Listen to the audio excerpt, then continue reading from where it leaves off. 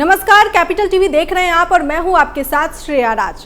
उत्तर प्रदेश के मुख्यमंत्री योगी आदित्यनाथ ने इंडिया गठबंधन पे निशाना साधा है। उन्होंने आरोप लगाया कि ये गठजोड़ देश के शरिया कानून लागू करके महिलाओं और बेटियों को घर में कैद करने की साजिश रच रहा है। उन्होंने कहा कि इंडिया गठबंधन से सावधान रहने की जरूरत है, क्योंकि वो कहता है कि सत्ता में आएंगे तो विरासत टैक्स लगाएंगे। तो चलिए आपको बताते हैं इंडिया गठबंधन को लेकर और क्या कुछ कहा है सीएम योगी ने। जानने के लिए देखिए हमारी ये खास रिपोर्ट।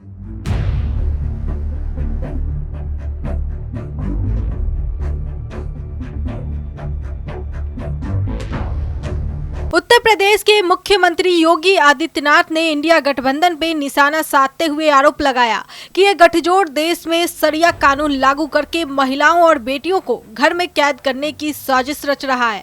उन्होंने कहा कि इंडिया गठबंधन से सावधान रहने की जरूरत है, क्योंकि वो कहते हैं कि सत्ता में आएंगे तो विरासत टैक्स लगाएंगे।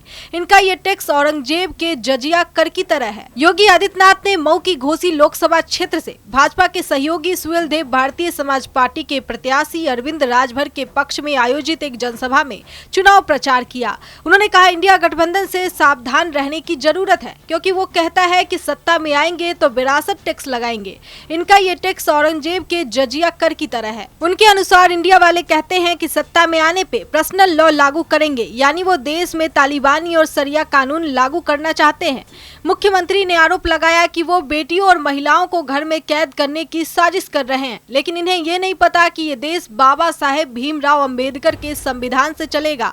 उन्होंने कहा हम देश में फिर से 3 तलाक की कुप्रथा शुरू नहीं होने देंगे। आदित्यनाथ ने कहा कि कांग्रेस और समाजवादी पार्टी की सोच नकारात्मक है और ये लोग प्रभु राम के साथ देश के भी विरोधी हैं। उन्होंने कहा ये लोग दलितों और पिछड़ों के हक पे डकैती डालते हैं। अब इनकी नजर ओबीसी के आरक्षण पे है। वो कहते हैं कि ओबीसी आरक्षण में सेंध लगाकर उसे मुसलमानों को देंगे, लेकिन हम ऐसा होने नहीं देंगे। ये ओबीसी जाति के लोगों का अधिकार है और इस अधिकार को हम छीनने नहीं देंगे। उन्होंने कहा कि बाबा साहेब भीमराव अंबेडकर ने कहा था कि आरक्षण का आधार धर्म नहीं हो सकता।